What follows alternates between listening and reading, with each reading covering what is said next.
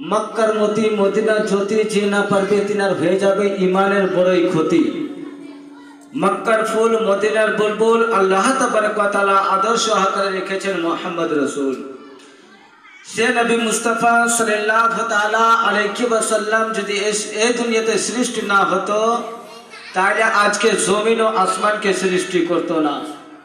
যে নবী মুস্তাফা সাল্লাল্লাহু তাআলা আলাইহি ওয়াসাল্লাম এই দুনিয়াতে না আসতো তাহলে আজকে জাহান্নাম ও দোজখকে সৃষ্টি করতো না। যে নবী মুস্তাফা সাল্লাল্লাহু তাআলা আলাইহি ওয়াসাল্লাম না আসতো তাহলে আজকে আমরা মানুষ জাতি পশু পাখিও এই দুনিয়াতে আসতাম না। যে নবী মুস্তাফা সাল্লাল্লাহু তাআলা আলাইহি ওয়াসাল্লাম না আসতো যে আল্লাহ যে রব সে রব তো আজকে প্রকাশ্য হতো না।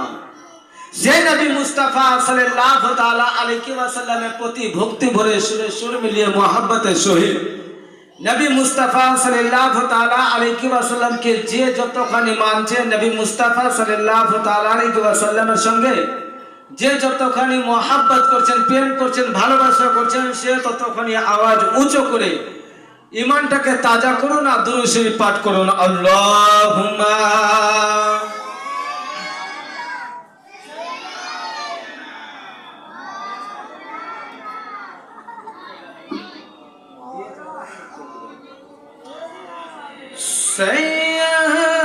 সৈয়দিনা মাওলানা মুহাম্মদ।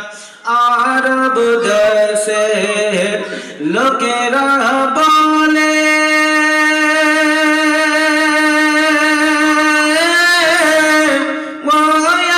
আমেনা পাক বিবি,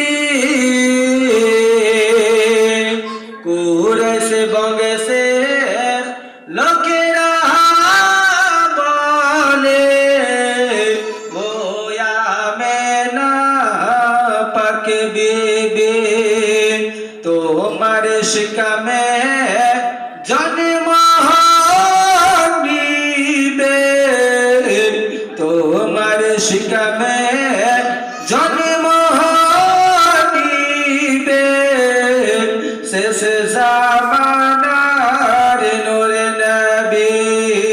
আল্লাহুম্মা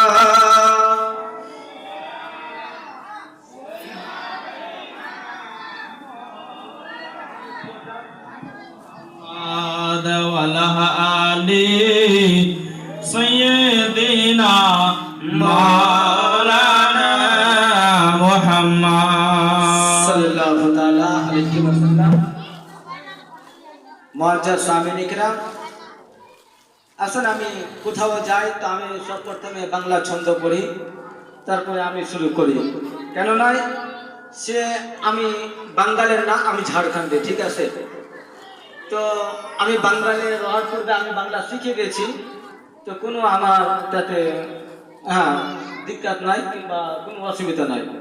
তো আসেন বাংলা নাত আপনারা শুনতে চান, বুঝতে পারবেন তো? একবার হাতটাকে উঁচু করে বলেন তো সুবহানাল্লাহ। আর একটু উঁচু আওয়াজ করে, খুব ভালো লাগে। সালাত ও সালাম গো আমার, দুরুদ ও সালাম গো আমার, কোয়ো নবী মুস্তাফা তোমরা যদি যাও গো মদিনা।